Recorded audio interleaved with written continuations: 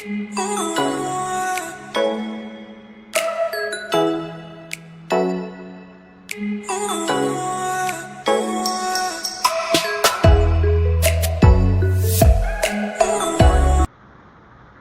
morning, good morning, good morning, YouTube viewers. Good morning, Instagram viewers, and good morning, Facebook viewers. Good morning to everybody, everyone.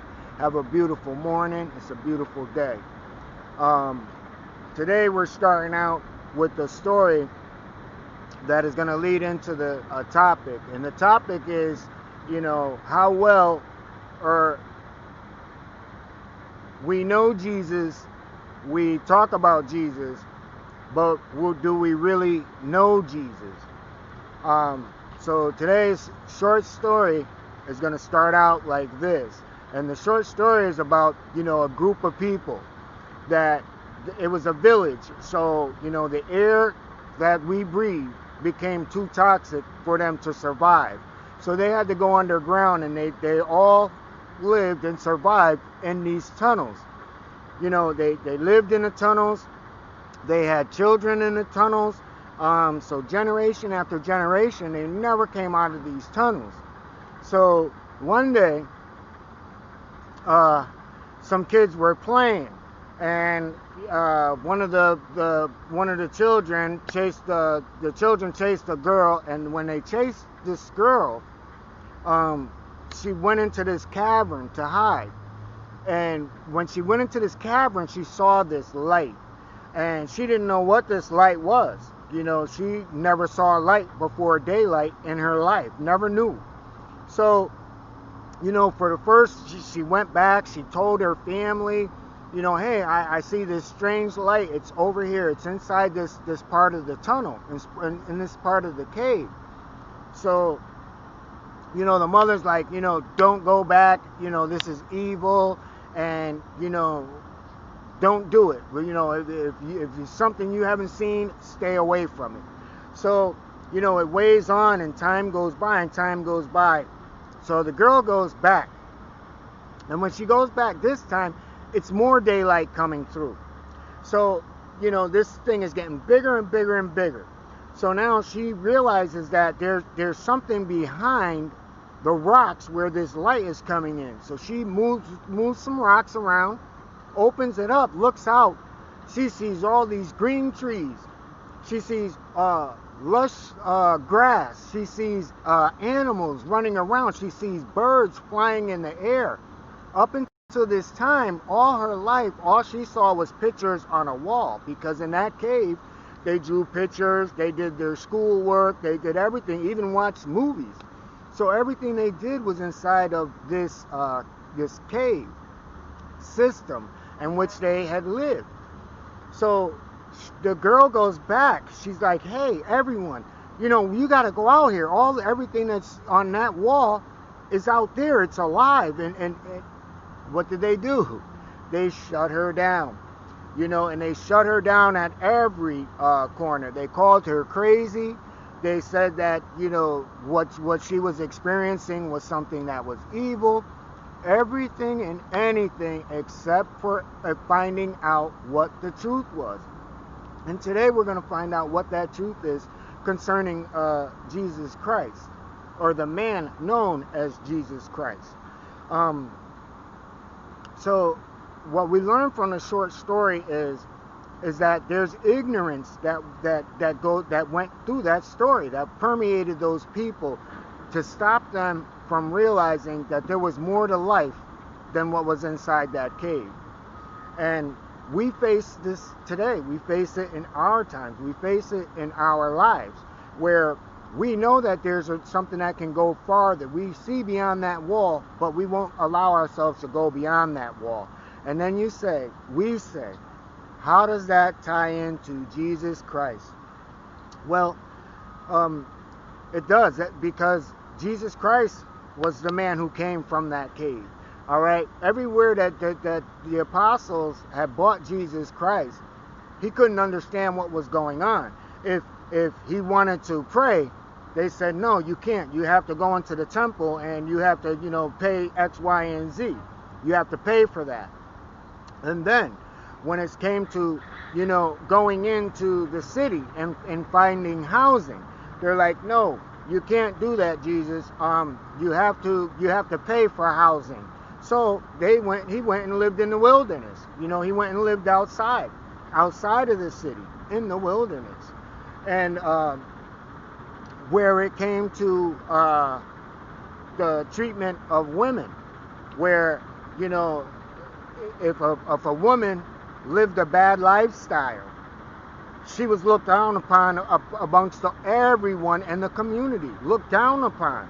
Where Jesus Christ went and was like, hey, what's going on, lady? What's going on? And the apostles were the first ones to say, hey, you can't do that. She's a bad person. So everything that Jesus tried to do in every situation, he was always trying to show love. The one thing that was being stopped at every point of where he went, he found that love, there was no love. Everything cost, nothing was free. And to him, he's like, wait a minute, me and my Father, we created all this stuff. Who gave it to you to charge people for it? And these are the things that when we don't allow ourselves to look beyond where we are, we can never find truth. Jesus said one thing. Jesus said that they said, Jesus, you're going to be given over to the Romans tomorrow.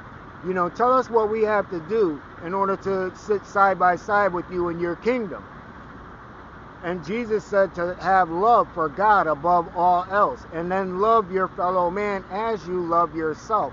And the reason he used only one commandment, which is love, and love encompasses everything, is because it's the one attribute that we put so much condition on. It's the one attribute that we have that is constantly being attacked. And the reason that this is constantly being attacked is because we'll take one part of what Jesus said. They say, oh, well, they hate on me because they know I'm a good person. So, they hate on me. Well, let's look at it from both sides. He said to have love for one another, okay? That's the one thing that they attack. But let's look at what we don't look at, what Jesus said. Jesus fought demons. And you see me look away from the camera because I want to say that again. Jesus expelled and fought demons.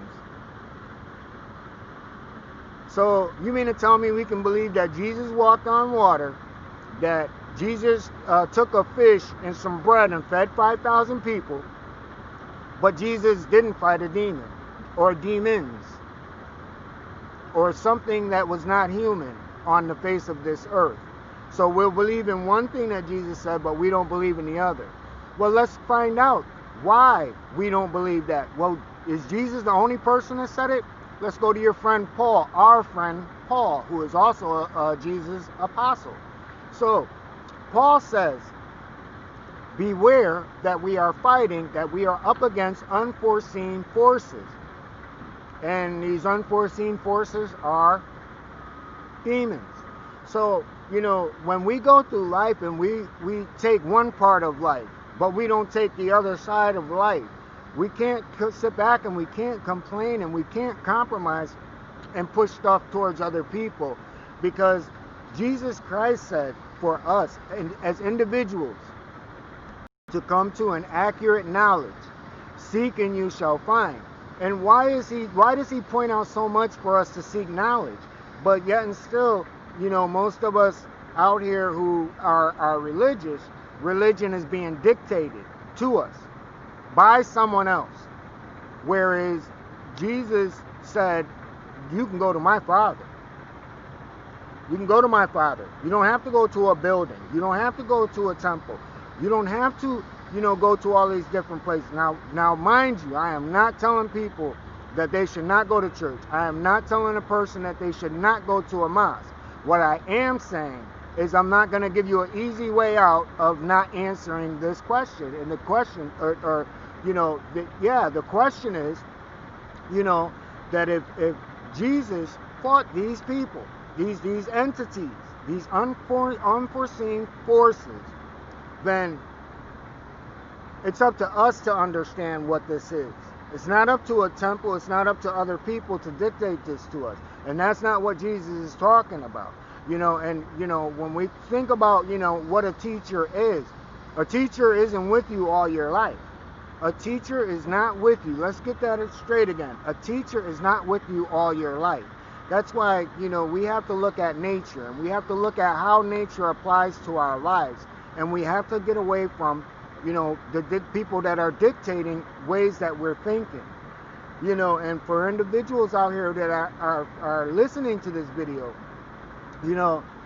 who might feel some kind of way, then you have to ask yourself what type of spirit is within a person to make them feel a certain kind of way when truth is being spoken in a book that you have in front of you, which you can open up yourself and see that there's no one's not saying something that's not true. So let's get back to what Jesus Christ wanted for all mankind, which was love.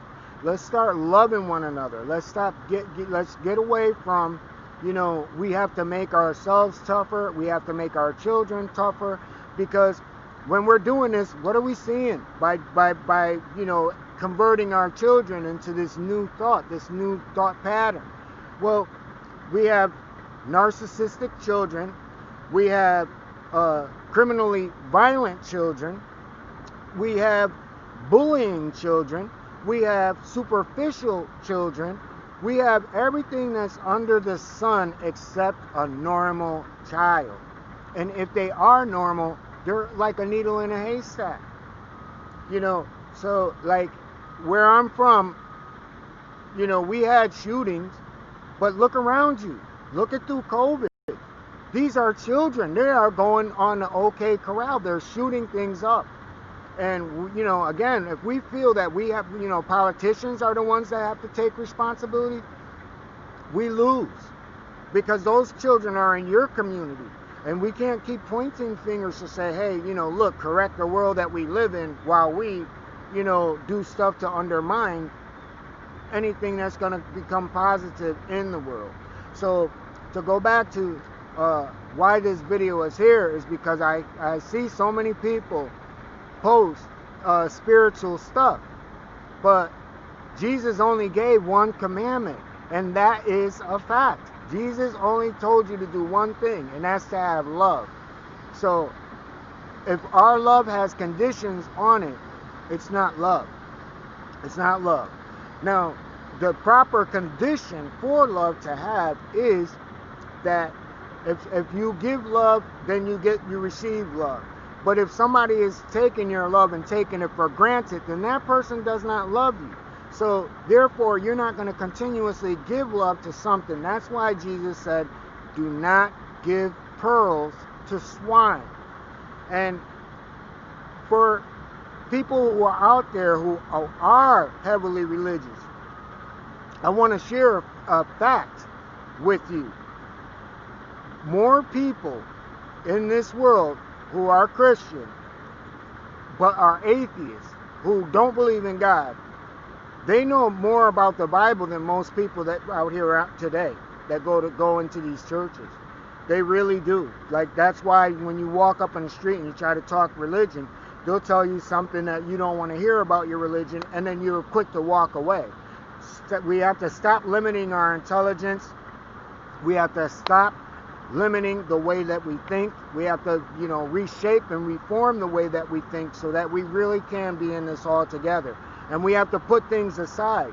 We have to stop being divided by these belief systems when, if we're all believers in Jesus Christ, He's the first one that said put all those differences aside and have love for one another. So I don't want to keep everybody today. And if I'm talking kind of hard and off, it's because the mic on this camera is very, very low. So, but the message is a positive one, and what we walk away from, we have to learn from those people who were in that cave. Bad situations, the toxicity of the air above made it hard for them to breathe, so they went underground. And once they went underground, they made underground their reality, even though there was a world that was outside of it. And that's the same thing with what this message is all about. is what the message that Jesus was trying to spread. He said to have love, but on top of having love, to continuously seek knowledge. And if we think that the knowledge is of here and what's going on as far as our finances and what our careers are and everything else, if you think that that's the knowledge that he's talking about, then we lose, because that's the knowledge that they're pushing out here today, and it's not bringing the world any closer. So once again, I want to say, just take away with this that we can't stay in that cave. We got to come out of that cave, and we got to come out of that cave together. And for the youth that are out there, be safe, because you're living in a more violent time than any other time that in my whole lifetime. I can equivalent this to back in the 80s, where we had shootings like this, and it got really, really bad. So I fear for the good kids that are out there that they're getting caught in these crossfires. Parents, continuously educate your kids on what these things are, but also as us as parents, let's watch out for those signs that show that something like this can our children might be going astray. Let's be up on these things. And I want to say, before we leave, I want to wish a happy birthday to my nephew, Anthony Carwell. I want to wish you a happy birthday and have many, many more birthdays. Positive young man, making things happen, and you're making everybody in the family happy. That's what it's all about. That's what about that youth that grow up, and you take heed to what the people who are a little older are telling you. But also we know that we're living in a world where we got a lot of people out there that aren't doing that. And Anthony, I'm glad you're a stand-up man, awesome gentleman, and a great father. So, and to all the great fathers out there, and to all the great mothers out there, have an awesome day, have a beautiful day. And remember, if you're walking with Jesus, you got to be walking with love, no matter what. And understand what love is in order to do it. Love is not what we think it is. Love is universal. So let's try to give that type of love to our neighbors and everyone else that's around us that we can impact. And with that, have an awesome day, have a beautiful day, have a blessed day, and we will see you tomorrow. Oh, click like and subscribe, also share. Peace and blessings.